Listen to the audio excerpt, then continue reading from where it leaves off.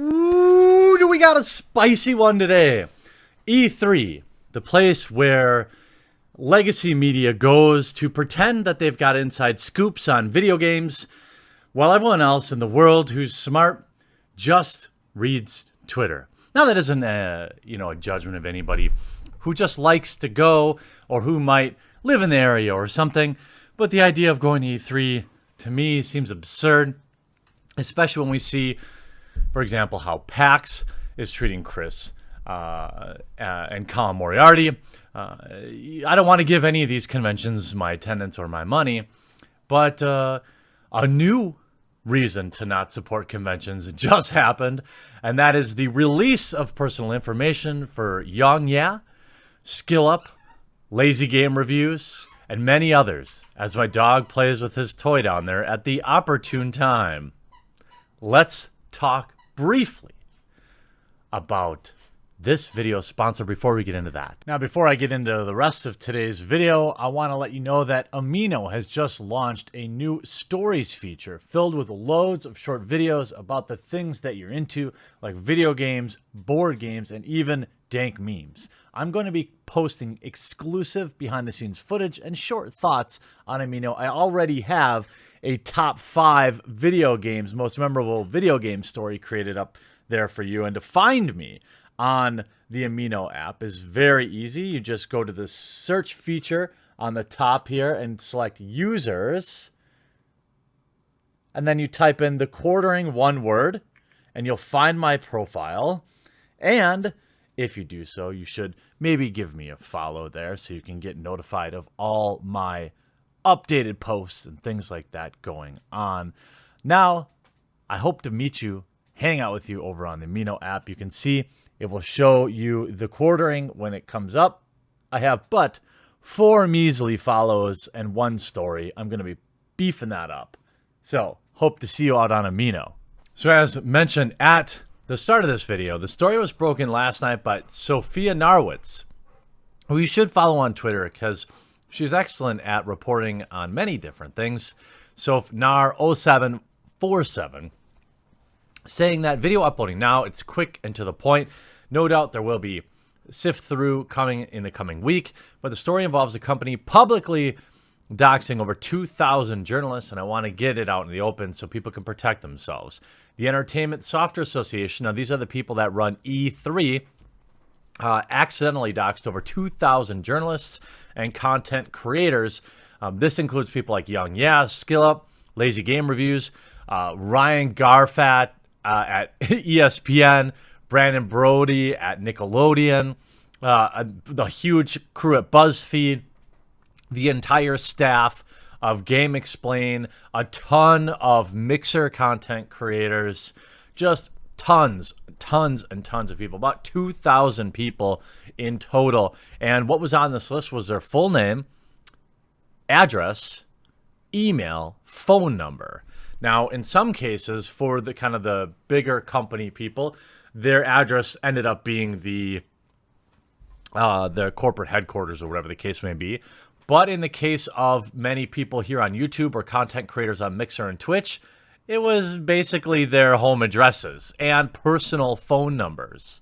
To my knowledge, very few people are aware of this, and I have no other reason to believe it's been accessible since E3. So a couple of months, this sadly means anyone can have your info. If you're a content creator or journalist, please take steps to protect yourself. Now, places like Reset Era are trying to sweep it all under the rug. VentureBeat, E3 organization, leaks data for over 2,000 journalists and analysts. And then they're just deleting it. All these threads are being deleted. Stop posting the video. Stop posting it. Do not post the original video that first publicized this. Now, what's interesting about that terminology is a lot of people are blaming Sophia. As far as I can tell, this data has been publicly available since February. In fact, Sophia wasn't even the first person to post about it online, but because they don't like her or her opinions, because she's pro-consumer in my opinion, places are choosing not to cover it. I haven't seen any articles on Kotaku or Polygon. I don't think this is any reason to not cover it. I get not wanting to bring attention to it, but at the same time, literally everyone else is talking about it, so you might as well talk about it. If we look at this article, which includes a statement from the ESA, which is hilarious, E3 data breach leaks info for thousands of registered video game journalists. The ESA blames the website vulnerability for leaking the contact list. Thanks to a staggering bit of negligence on the part of the organization that manages E3, the last and worst leak of this year affects people from the media who covered the event. As pointed out on YouTube by Sophia Narwitz, a spreadsheet was available on the E3 website listing detailed contact information for over 2,000 journalists, content creators, analysts, and other who applied to receive credentials this year. The list apparently existed so that video game companies could reach news media and content creators they wanted to contact about coverage, but it's obviously not intended to become publicly available. In a statement, the ESA said, quote, "Once notified, we immediately took steps to protect the data and shut down the website, which is no longer available. We regret this and this occurrence and have put measures in place to ensure it will never happen again." Well, too late. The page was already archived. In fact, the page was already on the Wayback Machine, including the original spreadsheet, which I've seen. All the information is cataloged on the internet forever. That doesn't help much to the people who are now at risk of targeted mean words, as VentureBeat points out. This may cause an issue with Europe's GDPR as well.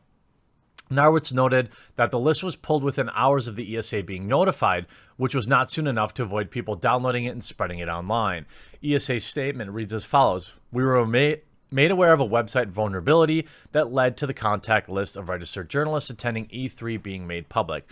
Once notified, we immediately took steps to protect the data and shut down the site, which is no longer available. We regret that occurrence and have put measures in place to ensure it will not occur." Well, they are full of baloney sausage, because here's what I understand led to the actual issue. It had nothing to do with a vulnerability on the website. It wasn't even like some leaked hacker boy that did it, or girl. Basically, they had a page with a link for helpful media links. When selected, it took you to a page, which was e3expo.com/helpful links. Now they took down that page now, but that page in and of itself contained the link to the file. So somewhere along the line, all these journalists and YouTube personalities and Twitch streamers and Mixer streamers, somewhere deep in a random terms of service or agreement, must have agreed to share their information with organizations. Now, VentureBeat covering it. E3 organization leaks data for over 2,000 journalists and analysts. If you attended E3 this year, with a media badge, it's possible some of your sensitive data is now public. Each year, E3 hands out hundreds of press badges, well, it sounds like thousands, to certain members of the press. To get one of those badges, I've given my organization name, phone number, home address, and have each year for the last half decade. The info goes onto a spreadsheet that the ESA hands out to member companies that makes it easier for those companies to invite press to E3 events and meetings. Up until yesterday, however, that list was accessible to anyone who clicked a button on the ESA website. Since then, the ESA has removed the spreadsheet from the site, but did not do so before other people are able to download it. At this point, it's impossible to tell who has the list. Well, everyone has it. The failure to adequately secure sensitive data won't just expose games journalists. I've confirmed with someone who has access to the list with the ESA's permission that it contains info for YouTube creators, Wall Street financial analysts, and firms such as Weedbush, Goldman Sachs, and Tencent employees. How's it feel to have your data leaked, Tencent? Excuse me. While this breach could expose people to certain issues, it could also hurt the ESA's bottom line. Companies pay the organization a lot of money to show up for E3, and part of the reason is the trade show is worth the price is because the group has a spreadsheet with contact information for popular YouTubers and influential media personalities. If people are more hesitant to share that data at E3 2020, suddenly the show is potentially less valuable to attending developers and other companies. So essentially what they're saying is, We pay for a list of who's who of people that we can reach out to, that we can collaborate to. And in the case of video games media, in my opinion, we can collude with to write the same article or the same narrative. The ESA website was likely also accessible in Europe, and it contained info for European members of the press. This could turn into a GDPR issue. The EU regulatory framework that obliges any company that collects data meets certain assurances of security. The maximum fine for GDPR violation is 20 million euros. Now, here's the reality. While everybody is going wild online about how this is the worst thing, obviously I disavow. And you know what, to make things even, I have obtained exclusive information, including a picture of the person responsible for this data leak, the webmaster, the person that should have had everything secured. Now, I wouldn't normally do this, but because of the nature of the leak, I figured 2,000 people's data is fair to trade for one. And so here is their picture. This is due to my deep investigation. This is a picture of that person responsible. Take that into memory and remember that when sharing your data. Now, that wouldn't stop all the journos online from completely losing their minds. I never make a policy. I make a policy to never tweet while emotional. But the ESA has just put thousands of video game journalists' lives in danger. I wish that was an exaggeration. Well, Jess Joho was on the list, a relative nobody from like BuzzFeed or something like that. No, that's not true. Let me be very real. Look, if you're on this list, calm down. Here's what's going to happen. Your email address is going to get signed up to some weirdo websites. Somebody might send you, a piece of poo in the mail or something, and that's going to be about it. If anybody really had strong feelings about, doing something bad, do you think not having your address publicly available would have stopped them? I've been through this multiple times, and the first time it was a little unnerving. I get it. But ultimately, it's exceedingly unlikely that anyone's going to show up at your house. Most of the people on those lists have their work address or work email. And, probably the worst annoyance that you're going to have if your personal number's on there is you're going to have to change your cell phone number. None of this is okay. The ESA is 100% responsible. But I'm just saying the people currently online acting like this is the worst thing ever, let's just take a step back. We have Derek Van Dyke here. There's not really much point in avoiding talking about the ESA leak. It won't mitigate any damage, but all the info is already on, he censors out the farm's website. The ESA's carelessness and negligence has put private information of thousands of media employees in the hands of evil people. Let's dial it back a little bit. Alexander Bevier. The ESA better be writing a statement right now, publishing a list of approved media.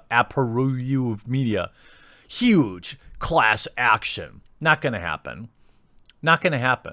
And let me be very clear about even if it does. The ESA, like even myself, right?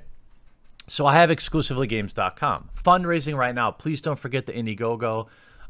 It's if you just search up Exclusively Games on Indiegogo, you'll find it. There's only 9 days left. Anyhoozle, you have business insurance. I have business insurance, and I also have data breach insurance, which protects me personally against if something like this were to happen. Certainly, the ESA has the similar insurance. They probably have a crazy complex package that will shield the actual organization from anything like this. This is why you have business insurance, okay? So the ESA isn't going anywhere. All these same journals are still going to go back next year because if you're attending these type of conventions, you are the type of person that still believes in the value of access journalism, and you still believe that all the cronies, most of the cronies on this list, these journals from BuzzFeed and Polygon and all this stuff are relevant. By next year, most of these websites won't even be around anymore, and more YouTubers will continue to take their spots. Again, Not that I don't sympathize, but I do think the hysteria around it is pretty hilarious. The only people that I really know on this list, you have the Doritos Pope, Jeff Keighley, obviously a couple fellow YouTubers, and, that stinks for them. I don't necessarily, I'm not going to shed a tear about some BuzzFeed journalist out there having their information out there. It's not a big deal. If only the yellow pages didn't exist. But again, it's hard to imagine what this feels like, but some of the people have family too, and keeping their addresses secret is a major concern. Well, if it was that big of a concern, you probably shouldn't list your personal home address. I have a P.O. box. I pay $50 a year for it. Okay. So when I register for something, I use my P.O. box. I don't believe that anyone whose information out there that got leaked was, in like a relocation program. Again, that isn't to minimize that it stinks, but let's dial it back a little bit. Here we have Kevin Hofstad. I'm caught up and I feel horrible. I've gotten my fair share of vitriol, and the idea that any of these people could have my home address is horrifying. Come on. There's endless articles like that. Here, if anyone thinks the EFA leak isn't going to be used to do bad things and terrify people, pull your head out of your butt. You have Cecilia from Kotaku here. It's unforgivable. Well, I don't disagree with you. Why you'd have this website or this file on your website publicly linked is crazy to me. To my fellow video game YouTubers, okay, to YongYea, to Skillup, to Layman Gaming, to I think Metal Jesus Rocks is on that list as well. It stinks. The information's out there. It's always going to be out there. My advice to you would be is this. If you're getting phone calls and text messages, I assure you they're going to stop in a day or two. If you feel like you have to change your phone number, do that. Your email address is going to get signed up for some stuff. Unsubscribe from the lists. That's going to cover 99% of it. Is what E3, the video game conference, is what they did okay? Of course not. Do I disavow? Of course. Should there be some punishment for this? Yes, of course. What would be the best probably is if all these 2,000 video games journalists, what the ultimate penalty for this would be is if next year during the E3 conference, when everybody's talking about video games and everybody's talking about going to video game panels and covering the latest video game news, that they just don't cover anything that happens at E3. We already saw Sony, PlayStation, amongst others, didn't even show up for E3 this year. So it's a conference that is having less and less influence as more and more people like Nintendo and PlayStation are just going to put on their own presentations where they can be the star of the show. And I guess this may be the final nail in things for this video game conference for the monolith of a bygone era of access journalism and pre-streaming era. There was a time where to find out video game news, you had to actually talk to people. Now, everything's streamed online. You can go to their Twitter feeds. You can go to their YouTube channels. Whatever you need to find out about video games is basically free and at your fingertips. To my fellow YouTubers, this stinks. But try to remain calm. It's going to be okay. I hope you enjoyed this video. We'll talk to you again real soon.